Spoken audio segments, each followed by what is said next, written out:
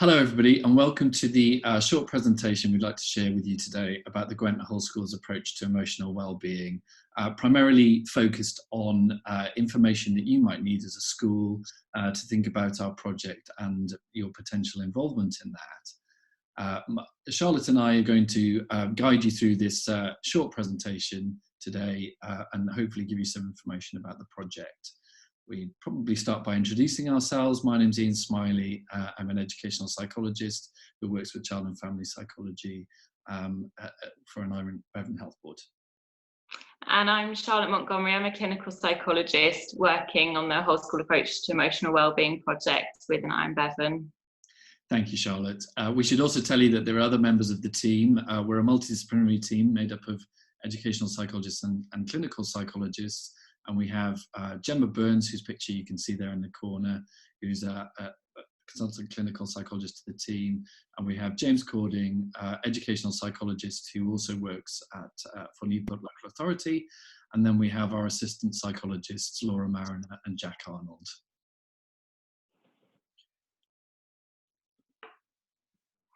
Okay, so we wanted to start by just letting you know a little bit about the content of today's talk. Just going to start with a brief overview of the hopes for today for this session, before moving on to sharing the whole school approach model with you, letting you know a little bit about the work that we've been doing so far, and then have a bit of a think about the next steps moving forward from here. Just to start with our kind of hopes for today then, so really broadly we wanted to have an opportunity to tell you a little bit more about the project. Some of you we will have met before, some of you might be kind of joining us for the first time at this point to hear a little bit about the project. So we wanted to create something that gave you a bit of background to how we've come to be, but also kind of really helps you see the path that we're hoping to go down from here, and to think about what your role might be in joining us for this.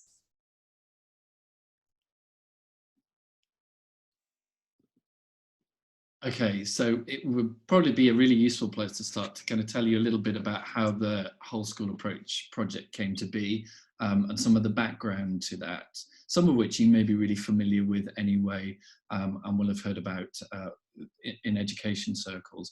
But the whole school approach to wellbeing in Gwent has been a big part of the overall transformation programme.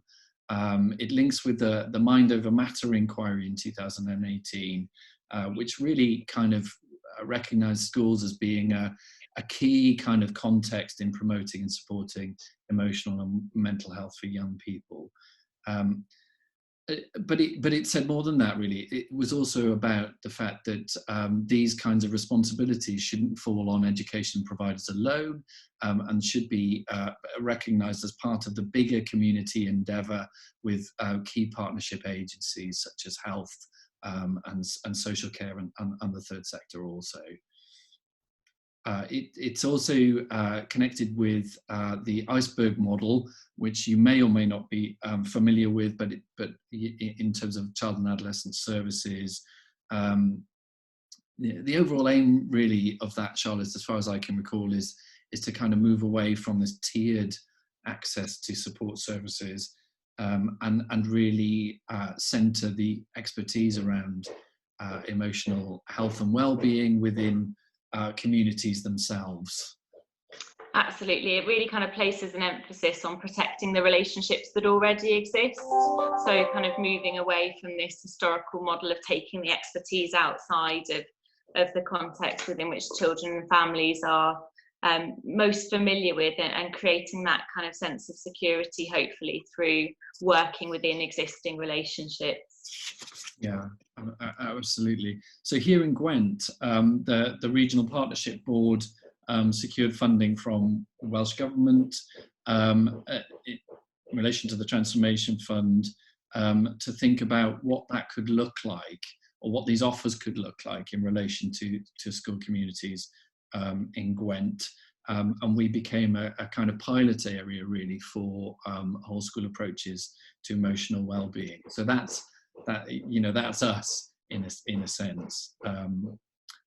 Anything else I should say about that? just thinking to kind of share, we came into being as a team after, clearly, as you kind of heard from Ian, lots of thinking about the importance of models like this across Gwent, but we came into being as a kind of team on the ground in September 2019. So we're still quite kind of new to the work that we're doing, but based on this real history of understanding of the need for projects like this. And we're currently funded until December 2020.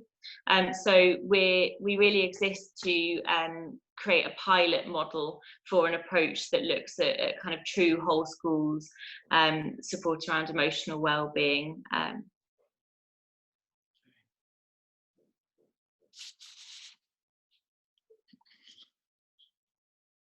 So sorry. Both waiting to go there, I think. So we're going to start by sharing a little bit about the components of well-being, and we've come to understand these from two kind of exercises, really. We spent a lot of time looking at all of that expertise that's gone before us, the research that exists around emotional well-being and kind of relational models of support, and have really kind of spent some time making sure that we kind of understand what the best practice models and thinking is around that, as well as going out into our school communities in Gwent and hearing about what it feels like within schools when we're getting it right, when emotional well-being is placed really at the kind of heart of a school community. How does that feel? What sense does that foster for the people involved in that? And through that exercise of kind of listening and learning in partnership, we've been able to identify these 6 core themes, these 6 components of well-being that you can see in that table that's up at the moment. So we're just going to spend a bit of time, Ian and I, just going through these with you and kind of sharing our learning up until this stage from that process.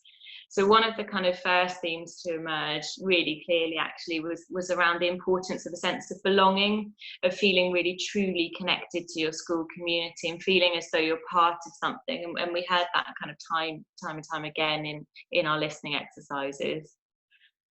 Next was a sense of relationship that really is prevalent, and actually in many ways our team have come to understand that relationships both kind of is the overarching thing as well as the thing at the heart of it. We can't kind of underestimate the importance of meaningful relationships within school communities, of being somewhere where you have these, and how transformative that can be.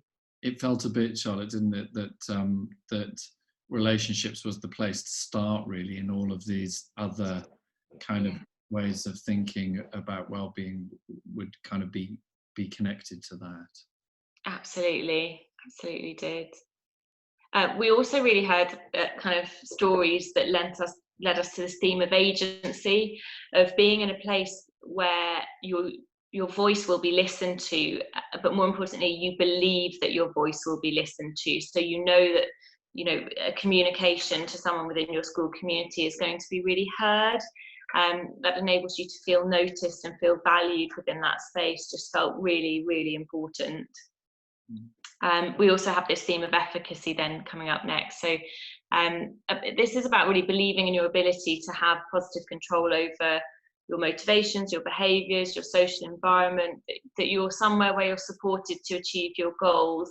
And really importantly therein, I think you'll agree that it's about achieving your goals, not kind of broad goals or general goals or goals for everybody. They're important, absolutely, but there is something more that we heard about your individual goals, the kind of unique achievements that you're hoping to make, being supported. Absolutely, and I think that really connects to kind of individual development as learners, but at a wider level about the things that you want to achieve in your school community. I suppose it also connects for me with kind of what the other changes with the ALN bill and the use of individual development plans, which you could argue really support this need for efficacy within our school communities. Yeah, absolutely.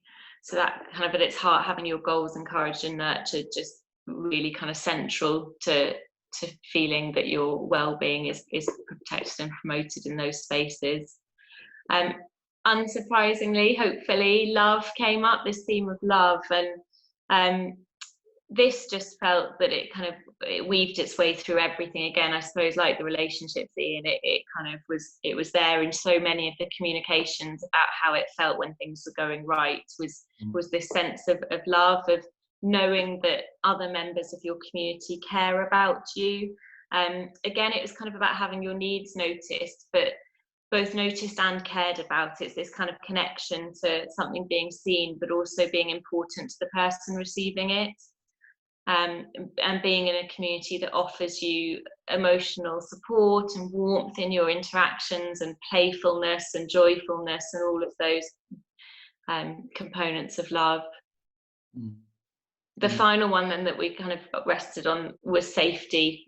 So something about predictability, familiarity, structure, and kind of being in a safe base. We saw kind of three emerging kind of themes within this, I suppose, about physical safety, emotional safety, and relational safety. I think, Ian, you'll agree, kind of all really interwoven, but kind of able to be seen as distinct as well. Yeah, and I was thinking, Charlotte, as you're talking, that of course, you know, we'll talk a little bit more about a whole school approach in a bit, but all of these themes or these components of well-being relate as much to staff, you know, people working in schools, as they do to our young people as well. Absolutely, yeah. So why a focus on well-being? Here's the kind of, I guess, the selling part, if you like. And we thought it would be really important for us to give you a kind of some examples of the evidence base that encourage us to really think and work in this way in relation to schools. You know, so we're gonna please forgive us, but we're gonna kind of read these out because they feel like they're really important. But Noble et al.'s work here, which says that people who have a high level of psychological well-being are likely to learn more effectively and work more productively, and have lower levels of absenteeism at school. So bear with me.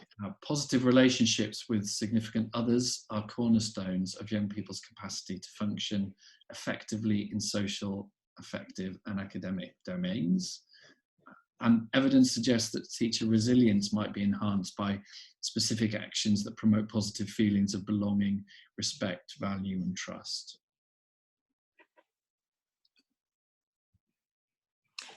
We also kind of, this quote from Stalin felt really important, that those who report a high sense of belonging are more likely to report psychological benefits such as well-being, increased self-esteem and positive mood, improved memory, positive life transitions, and reduced stress. This one kind of highlights that it's the experience of loving and being loved that most closely predicts how we react to the hardships of life, that human attachments are the ultimate source of resilience. And finally, kind of overarching all of this, emotions are integral to learning. And this is really kind of at the heart of our thinking. Yeah, it feels like the biggest argument of all, in a sense, this idea of it does. Not treating them as separate entities, but actually that they're very intricately connected. Yeah. Okay, so where we wanted to go next was just to kind of share, some of you may have seen this on Twitter, or, you know, but we wanted to share the trailer of some of the work that we've been doing as we've been going out to visit schools in Gwent, to hear about the experiences of many of these components of well-being, from young people, from teachers and staff working in schools, and from parents as well. And this is the trailer of a film that we're hoping to share more broadly in Gwent from September, and also to offer as a kind of resource to schools to think about your own kind of whole school approaches to well-being and the things that you want to have a think about together. But we're just going to kind of really share this very brief kind of clip with you, just to get us thinking about some of the things that people are saying in our schools across Gwent.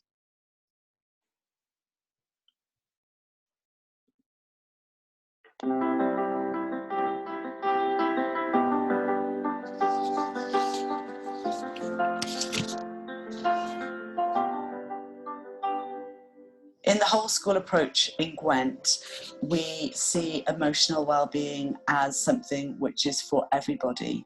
So it's not just about the mental health needs of the small percentage, it's about the emotional health and well-being of the whole school community. There's over 500 people in the school, and I still felt like I was one of the important ones when I had the attention. Wellbeing is at the heart of everything we do. We deal with people, we work with children, with small people every day. We also work with staff in the school. And you're only going to get the best out of the children if the staff feel they have high levels of wellbeing and they enjoy and feel rewarded in what they're doing. Mr. Davis took me to his classroom and he told me some very funny stories which made me feel very relaxed and calm when I was down in the dumps. When I feel upset, the teachers ask me what's wrong and they are always there to help me. And just seeing Miss Button with a smile on her face herself was really positive for me. Unless children feel happy, unless they feel valued and liked and contented, we're never going to start getting close to the potential that they can achieve. There's not many people, if any at all, who feel down, upset, fed up, disliked, disgruntled, unhappy, but still they really perform really well and they give everyone else what everyone else needs all the time. It just doesn't work like that. So unless we get the well-being right, everything else really is never going to fall into place. It's such an important thing. I don't worry about them at all, and I think that's, as a parent, that's the best thing that you can hope for. I feel like people care about me because whenever I fall, they always pick me up. The school gives us a voice. We can talk to people. We can voice anything. We can talk about our problems. We can talk about anything that we have wrong. There's always someone to help you. This school is actually like a home. It feels like a family to me. There's something about the magic, I think, that gets created in the school where everybody's well-being is really attended to.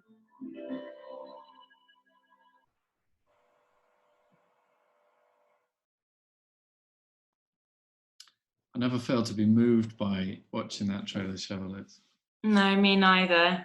Me neither. I think it's really powerful to hear from the voices of people within our school communities actually how important what's going on within schools is to them, and at that really kind of deeper emotional level.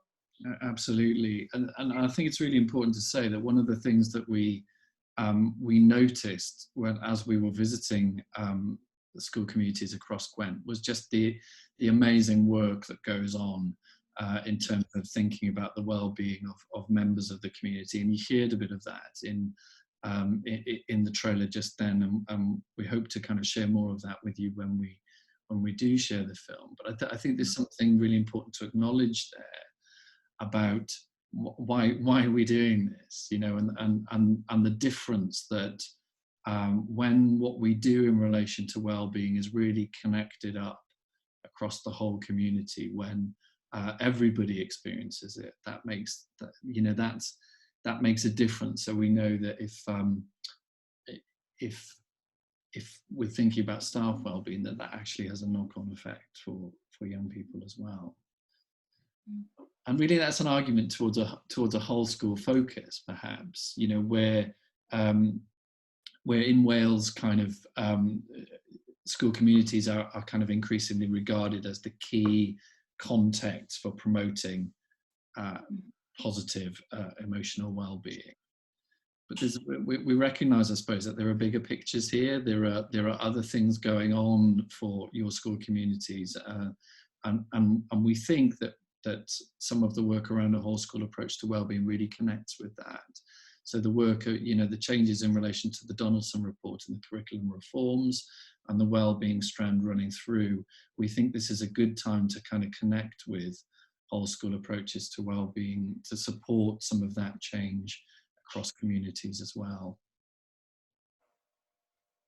Yeah, absolutely. I think that there are these wider connections that it's really important that whilst we think about everything you've just said, Ian, and kind of the felt importance of creating these contexts and what that does for communities, but also being really mindful this does sit in a bigger picture. It's really exciting to think about all of the changes being made in Wales at the moment to really promote whole school emotional well-being.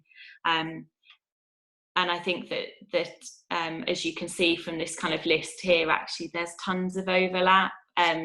including our WSA team being in a really privileged position to have been able to kind of have conversations at kind of different levels, and including you know, some really meaningful connections being made across sectors in thinking about what is important when we think about whole school approaches to emotional well-being. Yeah, and of course the Estin Happy and Healthy report recommends that kind of schools develop kind of coherent whole school approaches to support the health and well-being of pupils. And you'll see as well, we've got teachers as researchers here, and in just a bit we're going to tell you a little bit about the model or the process that we're proposing to offer to schools to work towards your own whole school approaches. And one of the things that we think that model offers is a way of meeting the teachers as researchers requirements that we know that you're increasingly expected to do. So part of that process is really engages staff in schools to think about kind of investigating things within their own school communities to meet some of those objectives, really. Yeah. So one of the things that's been really important in kind of thinking about what a whole school approach to emotional well-being is just actually taking a little bit of time to kind of share this quite kind of simple model, but the importance and the power behind it, I guess. So we know, we've been out in our schools in Gwent, and we know that there's some really amazing things taking place. There's some really excellent practice, there's some really, really fantastic resources available and support available in relation to emotional well-being. And Ian, I'm sure you'll agree, it's been really really moving to kind of get to see that firsthand. And so we've kind of had, in the development of our model and thinking, well, what is our whole school approach?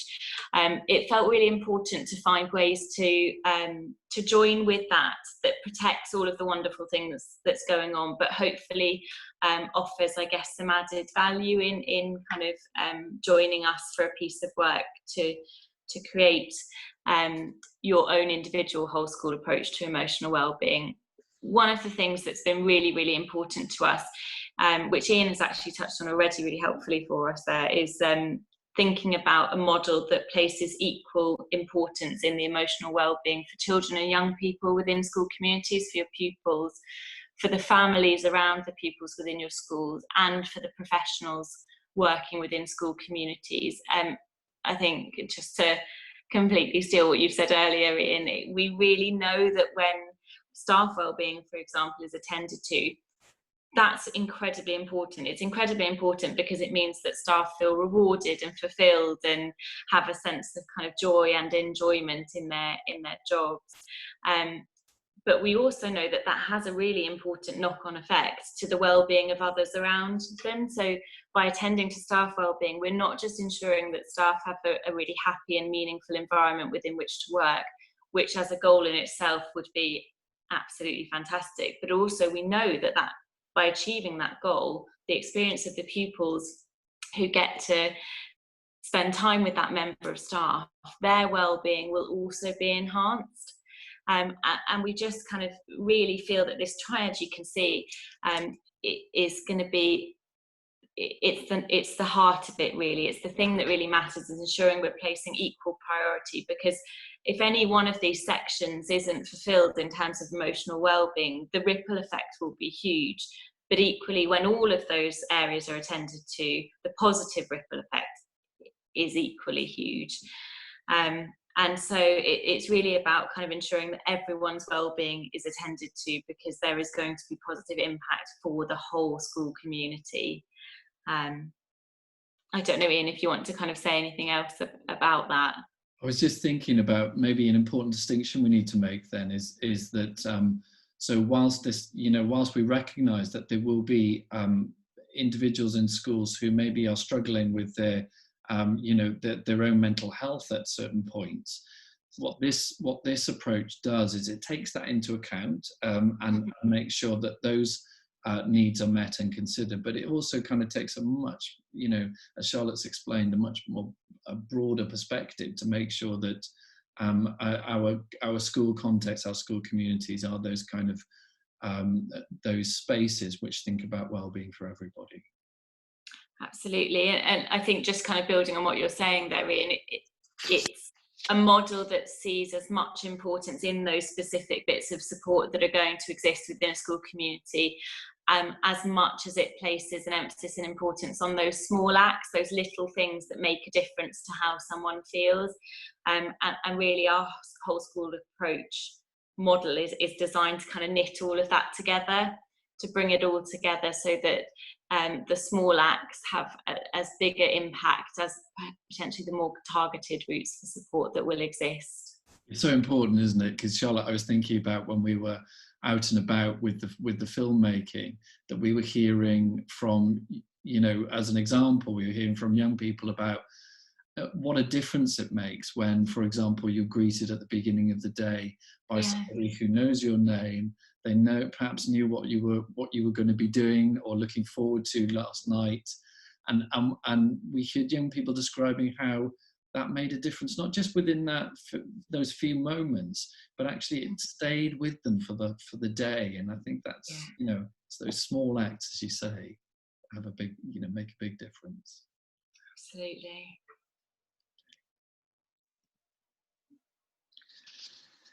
So why do whole school approaches matter? And again, you know, forgive me here, but we're just going to kind of read this out because it's trying to kind of set this within a kind of a rationale, I suppose. But attending social emotional learning can be transformational. It creates the conditions in schools and learning settings where curiosity is encouraged, developed and sustained, and it's essential to opening up thinking, changing practice and creating dramatically more innovative approaches to learning and teaching. And when we talk a little bit about the process of a whole school approach or the kind of model that we've identified as we think is going to be useful for this, we're talking very much about how we're engaging that and supporting that curiosity in our school communities and how we're moving towards innovative approaches to meeting the well-being needs of our school communities as well. Okay, I just wanted to also share this quote we took from the Education and Development Foundation publication in January, that consistency and coherence at a whole school level are paramount. Whole school changes usually take longer to embed than individually tailored or single classroom approaches. However, programs are more likely to have an impact on attainment outcomes if implemented at a whole school level.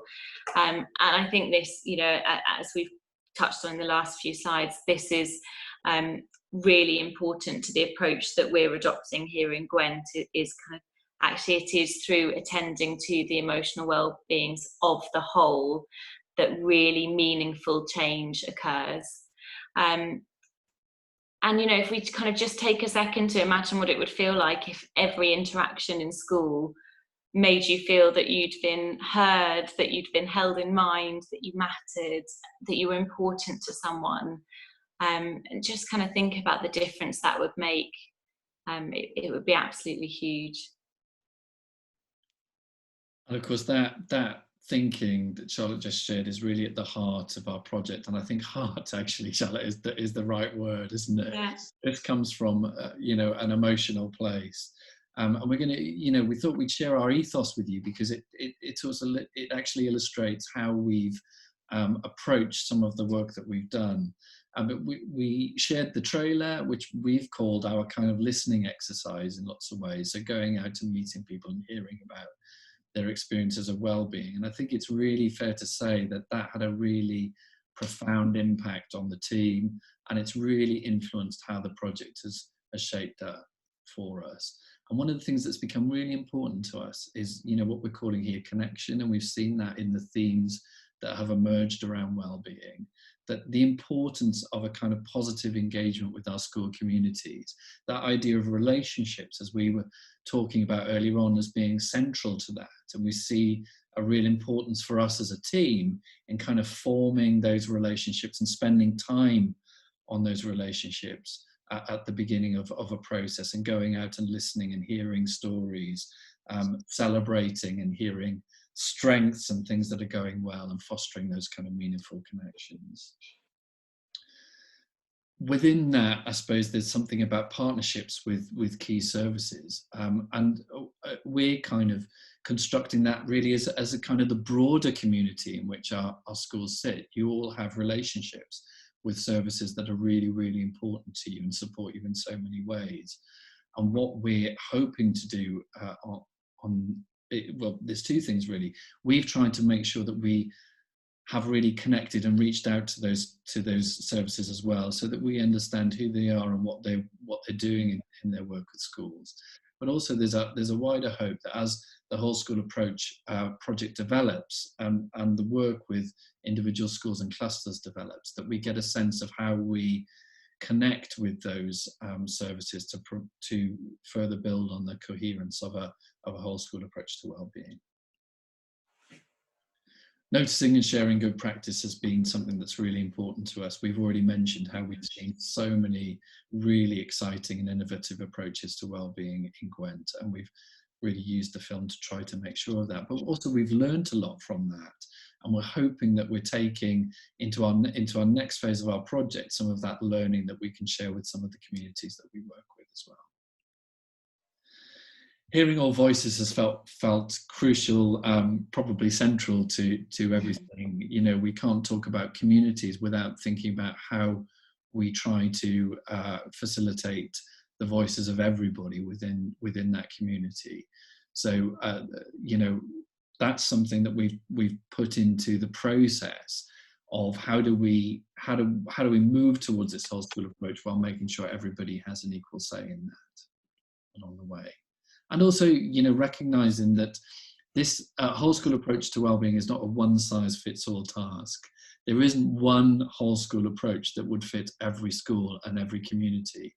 We recognize that communities, even within Gwent, are unique. Even within the same local authority, there are so many different experiences of community around the school. So for us, it's really important that this process reflects a uniqueness, a kind of thinking at a beginning, and a process that moves along where the community needs to take it, and you know what works for that community itself. So flexibility within that, and then building on opportunities. Charlotte, can you help me with this one, because I'm not sure that one is. I think when we were thinking about kind of building on opportunities, we were I think we were really connecting to this idea actually that there is already really good practice taking place, and so it might be that through the kind of support that we can offer through the model that we've created in order to explore this, that there are things already existing, opportunities there that we can really enhance and hopefully kind of again comes back to that idea of added value, kind of add value into either through perhaps the professional positions or expertise that kind of we're bringing into joining with a school on this journey, or through, as you've mentioned, Ian, that kind of fostering of relationships with other agencies that means that we can potentially find quicker routes or easier routes into linking with the support that might already be out there, or resources that already exist. So really hoping to kind of build on opportunities to amplify the really great practice that's already taking place. Thank you for the rescue. We've spoken a little bit about curiosity as well in the quote we showed earlier on, and of course, you know, one of the hopes of the WSA team is to use curiosity as the kind of the driver for the things that you want to change as a school. So kind of being curious about why are things like they are right now, and what could we do about those? How do people experience certain things in our school? How can we find that out? So lots of kind of very curious positioning that will help us to understand in a kind of more comprehensive way the needs of our community and the members of our community, and how what innovative ways we can find of meeting those. That really is the kind of perfect segue into why we've chosen the approach that we have within our model, this idea of kind of curiosity being the driver for change. So the approach approach that we're using when we're joining with school is called the spiral of inquiry, and this is a model that was developed within school communities to think about creating change around learning and well-being of members of a school community. What we've done is use this model in a slightly adapted way to really focus on when Tim Theodore, who created the model, focused on learning as the kind of core bits that they were looking at, we're thinking about kind of learning around the emotional well-being needs of your community, learning about what's really happening and going on within your community and for individuals within the school community. So the spiral of inquiry, as you can see in front of you there, starts over on the left-hand side of your screen there at this scanning phase. And the idea is that we would be able to join with the school community in a process of scanning their school, in scanning what might be happening for individual members, for groups within the school at different levels, and really takes this kind of overarching question of what's going on for members of our school community in relation to emotional well-being. And it offers a kind of extended period of really looking and listening and being curious about what's going on, so that then we can move on to the next step along the spiral, which is the focusing step. So this would be where we'd kind of have some information from the scanning phase that warranted more curiosity, I guess, Ian, would be the way I'd describe it. You know, that actually felt like it needed a little bit more exploration, maybe in a more focused way. Perhaps there was something that we saw in scanning that hadn't aligned with how we'd understood our community, or equally had felt like a bigger issue or a bigger area to understand than we'd realised before. So we move into this focusing stage of kind of selecting in a really joined up way, using every member of the community. I should have said that at the start, that this spiral of inquiry approach, one of the things as a team we really love about it is that it includes everyone. Every member of the community is involved in this process, in different ways perhaps, but it absolutely is an inclusive model. And so you move on to then kind of more focusing in on some of the components of scanning, before hopefully being at a stage where you're able to develop hunches around what might be going on for members of your school community. And from that, then we transition in the kind of, how do we know that this is important to emotional well-being, or how do we know that this is something we need to spend the time on or think about kind of action or change in relation to. And this kind of brings us down to that, starting to come towards the bottom part of that spiral, the learning phase of really kind of investing in understanding, how do we know that this is important for emotional well-being for the members of our school community. And that guides us through to then this kind of joined up taking action phase. And it might be that there are small actions that we'd be thinking about within that, Ian. It might be that there are external things to bring in, internal things to amplify. It's a really dynamic phase, the taking action phase. I think it's and it's really fluid, that flexibility that Ian just mentioned. It really kind of stays with this model of inquiry of you know, we're taking action in a dynamic way that's flexible and responsive to the unique information we've uncovered within this school community. Yeah, sorry, Charlotte. I was just say about it's an observation really about the taking action phase of the collaborative inquiry process, because of course one of the things that you'll notice is it's quite a long way through the process, the taking action, and the spiral almost asks us really to kind of hold off on rushing into action too quickly, and that becomes really important. So it enables, I suppose it makes me think of the word coherence that Estin are asking for in relation to this stuff around the whole school approach to well-being, so that the things that we end up doing, the actions that we end up taking in our school communities, are really anchored into a deep understanding of needs and what will make a difference. Yeah, absolutely. It really is, and really in line with that then is, as you can see, that taking action flows through to checking. It's exactly as you're describing. It's not jumping into something. Even when we started taking action, that's not kind of you know, the end point of what's going on within this spiral of inquiry. Actually, we're coming back to checking, is this the right action? What's the impact of this? What's going on for members of our school community as it spins back round to scanning there. So we're constantly evolving our understanding, our learning, our sense of how we might respond to the areas that we focused in on when we're thinking about creating a process of change around emotional well-being.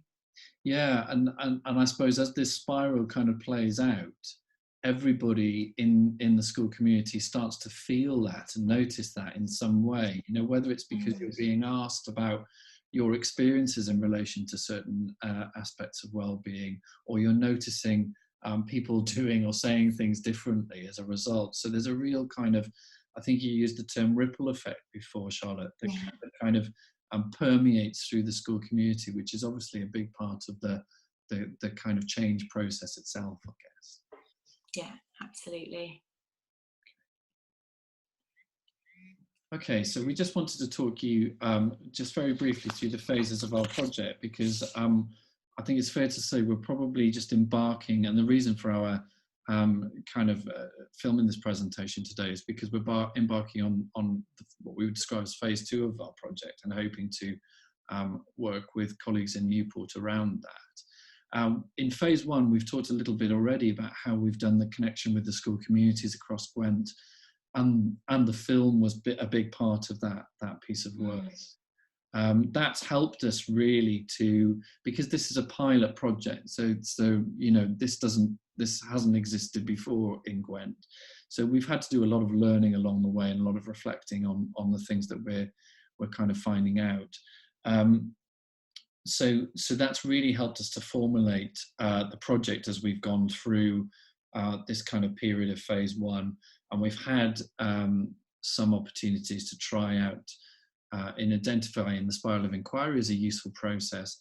We've had some opportunities to try that out in some online community work with schools kind of more recently, but in a short way to just support through a particular situation, but also to help us to think about what we might, you know, it's almost at a first stage of our pilot. We're just on the verge now of moving into phase 2, where we are hoping to really pilot a whole school approach to wellbeing using the spiral with one cluster in quite an intense way. So the team working quite intensively alongside a cluster of schools in Newport to think about what this looks like and what direction they want to take in relation to formulating their own whole school approach to wellbeing. Charlotte, is there anything else to say about phase 2? No, I think you've done it beautifully. Okay. And then phase 3 is the kind of the maintenance phase, I suppose, for us, the kind of keeping on going. So what we hope to do is move out to meet other clusters and start to work with other clusters in phase 3. But there's something too about, you know, the spiral is a continual process. So we don't, you know, I think we're taking the position that we don't ever achieve a perfect approach to well-being, and that's because communities are not static. The needs of communities constantly changes and evolves and develops over time, and we see the spiral as something that a school and a cluster can hold to enable them to continue to respond and develop in relation to those changing needs of their communities. So sorry, Charlotte, go on. I was just spotted that. I was going to just jump in because I think actually I think that's one of the really exciting points of this model, actually, that it's not something that you do and then it's done and it's finished and it's ticked off. And although that might feel kind of daunting in some ways, actually what's really exciting about this model is exactly what you've just captured, that it continues to evolve as your community evolves. So hopefully, you know, by engaging in this particular way of thinking about whole school approach to emotional wellbeing, what you're doing is learning a process, an approach that can continue for, you know, indefinitely. Really, it continues to be applicable and able to be used as your community changes, and even changes quite significantly. Perhaps there's potential for this to be something that actually enables you to capture the impact of those changes, to keep thinking about it, holding it in mind. so that you can always keep at the heart that sense of positive emotional well-being for all. Yeah, and there's a sustainability factor to kind of hold in mind there, I think. So so it means that you know, one of our hopes, I suppose, as the WSA team, is that what we leave behind with you in the school community is a way of keeping on going, is a kind of system and a process that you have using the spirals model to keep doing, to keep moving through this process. And in the taking action phase particularly, you know, there's something here that you can see in the box on phase 3 there about connecting with other support or specific training. So the taking action phase is also a place where we kind of look outwards into the wider community, as we mentioned before, and think about the services that either you already you know, work very closely with, and how your conversations with those services might change and develop based upon how you're understanding the needs of your community, but also about what new relationships with other services do we want to form to help us to meet those needs and think about what we need to do. So that as well is embedded within the taking action phase and beyond of the spiral process. So that sort of brings us nicely on to just kind of summarising our vision in this graphic we've put together, and probably no surprise from the language that Ian and I have used throughout this kind of talk so far is that we've chosen to do a heart, because we really believe that actually this is the heart of a school, as we know from being out in school communities in Gwent, and that's a feeling that's really echoed across them, that the well-being of the members of the school community is at the heart of thinking. And so we wanted to kind of put something together that captured that. So as you can see, you know, we've got the 3 areas of focus in equal prominence: professionals, families and wider community, children and young people. A true whole school approach to emotional well-being attends to all of those people equally, and acknowledges and notices the ripple effect between them. Around the outside then you can also kind of see our components of well-being there. Relationships kind of overarching all of it, that's the heart that we've chosen to kind of capture there then, alongside the other 5 components. The relationships are at the heart of thinking.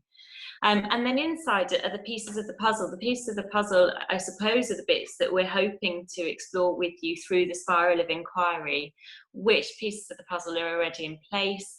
What do we want to put in? Which bits potentially need moving around or rejigging? You know, this is the kind of the bit that we're hoping to uncover through our shared work to ensure that schools become contexts that support positive emotional well-being for all.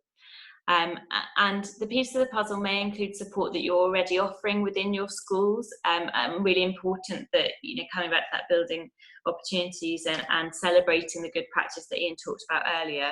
Really important that we do, you know, ensure that the offers already in place are really kind of protected within the pieces of the puzzle. But it might be that they include external support, external resources, some of the partnership links Ian's been talking about earlier as well, and hopefully creating a picture then that helps contribute to this sense of a school community where everyone has the opportunity to grow into their best possible self by having their emotional well-being really nurtured.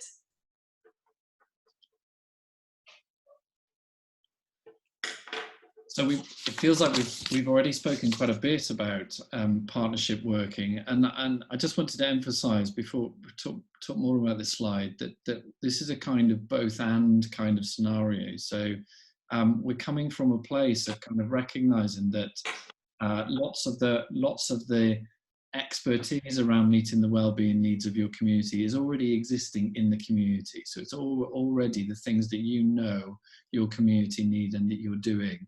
In a sense, kind of as Charlotte described, that you and your team and your colleagues are already the pieces of the puzzle, kind of connecting some of these ideas around belonging and agency and love, as we've kind of talked about. But there's also times when partners around us can kind of really support that further development, which comes from the greater kind of deeper understanding of need that we've spoken about in relation to the spiral. So bringing those together in terms of that extended community experience of working together very closely to meet the needs of our communities in a kind of connected way.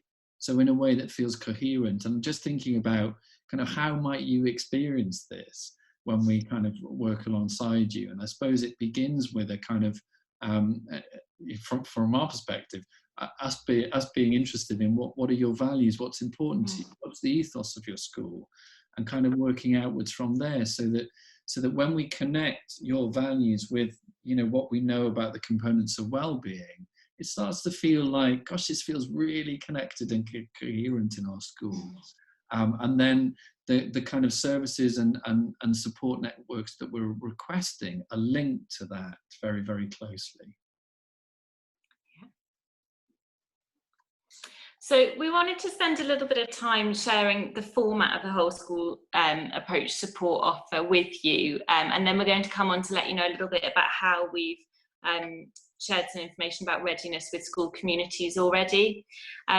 So the format of the support, well, what is it then? It's a whole school approach. It's this values-led offer that aims to support cultural change within a school cluster community with the hope of enhancing emotional well-being for all. Within the pilot that we're doing, what we're kind of really offering then is the opportunity for a school cluster to be part of a pilot of this new approach. The cluster we work with will have the ability to shape this new way of working, and actually, really importantly for the pilot, it will be an opportunity to learn together. We're going to talk a little bit later just about the manual that we're developing, but really kind of excitingly in this initial stage, the pilot has the opportunity to both contribute to making sure that we are getting it right. I suppose a bit like in the spiral of inquiry, to the learning and taking action and then checking. This is really kind of what we're doing and understanding how we're delivering our model to you as members of school communities. So we're already guessing that the question on everyone's lips at the moment is, well, you know, what will the WSA team actually be doing? And we wanted to share a little bit of that with you.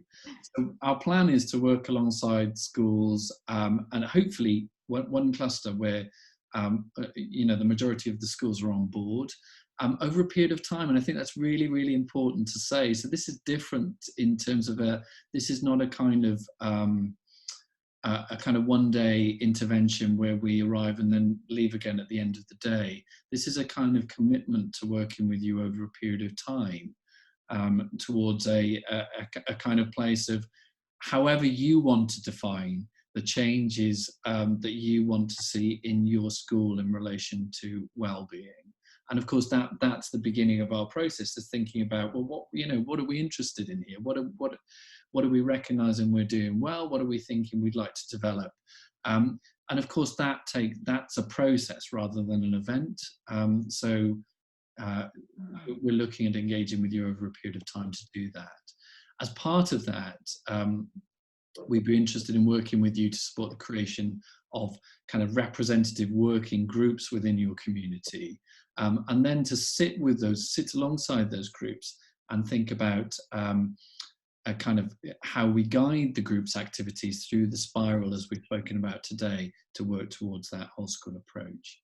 And then to work collaboratively with each school to develop those meaningful relationships within the community and within the kind of extended community too, because we're talking about things like families as well, who are intricately connected, to promote the kinds of curiosity, you know, what's going on for people in relation to well-being, and how do we know within that spiral of inquiry. And then what we're anticipating is that within that, there are kind of offshoots of activities that allow us to gather this information and work towards this kind of deeper level of learning and understanding about the needs of our community. So focus groups, learning walks, things like that, in the hope that we work together to enrich the understanding of the needs of the community itself. And so kind of within this, what we're offering from our side, alongside kind of this process of inquiry, is to provide the psychological consultation into it. So to bring that psychological lens into the thinking around what might be going on within the school community, to hope to support the identification of the areas for additional focus or action, and really importantly here, as well as supporting schools to enhance the positive outcomes that they're already achieving, and to use kind of our connections and our links to hopefully create an easier route into doing that, than potentially kind of thinking about lots of different detached pathways. We want to develop appropriate evaluative approaches, so it's really important to us that we, in our model, create a system that offers you the ability to check the impacts of what you're delivering within your school communities, as well as it does for us to think about the impact of our project as a whole. But we're really mindful, as Ian's touched on, that actually, as a process that could continue indefinitely, we need to ensure that within that are the opportunities for you to really evaluate and check what's going on there, and the impact of the changes that are being made. We want to make coherent connections to the wider services and opportunities, as we've spoken about, and support you as schools to build the confidence to use the skills and this spiral process within your school community longer term. And of course, in order to achieve these things, there's something, you know, and to be fair, so that you know what to expect, there's some things that we need from school communities in order for this to be successful, I suppose. So what will your school need to do? So the school's leadership team, and we recognise that, you know, where these approaches like this are most successful is where they have the support, or the active support of the school leadership team. And what the school leadership team will need to do in this respect is engage the whole community in dedicating time to the project, offering a representative working group from across the school community or across the cluster to focus in on some of the stages of the spiral, to hold in mind about how pupil voice, about parent voice, can influence the process as we go through, and we will kind of work alongside you with that. To be able to meet at regular intervals throughout the school term. You know, we have a guess here at approximately 3 weeks, but we, you know, we will intend to kind of work with you on that, to think, what do you need, and what are we seeing that's working in the best way. Of course, the other implication, as I hope we've already alluded to, is that aside from those meetings of the spiral group, in a sense, there will become a need to kind of carry out some inquiry activities between the meetings. So how, you know, when we're asking the questions about how do we know what this experience is like, it might be that between meetings, we're going out and we're talking to some of our pupils about this. It might be that we're going out and doing the equivalent of a learning walk to find out what that experience might be like. All of these things feeding back into the process to help to develop our understanding. And of course, the biggest thing is we're asking for school communities to be open to a process and to see how it evolves, because it's not a prescribed kind of stage process. Okay. I realise, Ian, such a big thing that we've put be open to the process and energy and enthusiasm to working towards developing your own whole school approach. But I don't think we can underestimate it, can we? It's the energy and the enthusiasm to work in this way is just going to be really important in kind of connecting with the approach that we're offering. And Charlotte, if I could just say about that as well, that there's something about the partnership between the whole school approach team and the schools, and the difference that this represents, which is, you know, this is not necessarily our team coming in and delivering training and giving you an offer of something concrete. This is a joint collaborative learning process where we're going to need to work together to work some of this stuff out. Yeah, absolutely. So in terms of kind of expanding on this idea of how do we know if we're ready, how would you as a school know if you're ready? We have sort of talked about wanting to work with the cluster. We understand that not all schools within a cluster might feel able to join us on this journey. So we're kind of initially saying that we want at least 3 schools in a cluster to be able to join us for this. So the energy and enthusiasm, we really feel that it's important that the cluster secondary school are open to the project. This has come from our conversations with school communities, and particularly one thing that's come up a lot is the idea of kind of emotional well-being within transitions. And so because of that transition from affiliated primary schools through to their secondary school, we really think it's important that the secondary school is part of this project. We've put a stable leadership team. We fully appreciate that things change and situations are often uncertain. I suppose what we're asking for is a leadership team that's stable enough to feel that they can invest in this process. It does require time and energy and thought, and so a kind of stable enough situation feels really important. We're after a person to be able to take the lead within each school and across the cluster. We're kind of calling this role the cluster wellbeing lead. And that's really lots of the themes that we've talked about so far, for continuity, for connection, in order for there to feel that there's a held kind of person, held space for this. We've identified this as being really important. The interest in developing wellbeing through the school. Current areas of good practice in relation to wellbeing. We really want to be able to kind of celebrate the successes that are already there, and to amplify and help kind of enhance the really wonderful practice that we've been able to see over the last year, in any way that we can have a role in joining you for. So it's really important for us that there are these areas for us to be able to join with you in and celebrate. The ability to release a cross-section of staff from the school community at regular intervals. As Ian mentioned, it's a bit of a best guess, but approximately at 2 hours every 3 weeks practically, in order to be able to engage in the spiral of inquiry with us. The ability to engage in a process of organisational change over an extended period of time then likewise is really important. So kind of, I suppose what we're saying is knowing from the start what you're signing up for, that there's time involved in this, hopefully huge reward, but we wanted to be really transparent about this with you. And finally, establish processes and networks of systems in place that would allow this work to develop from individual schools into the wider cluster.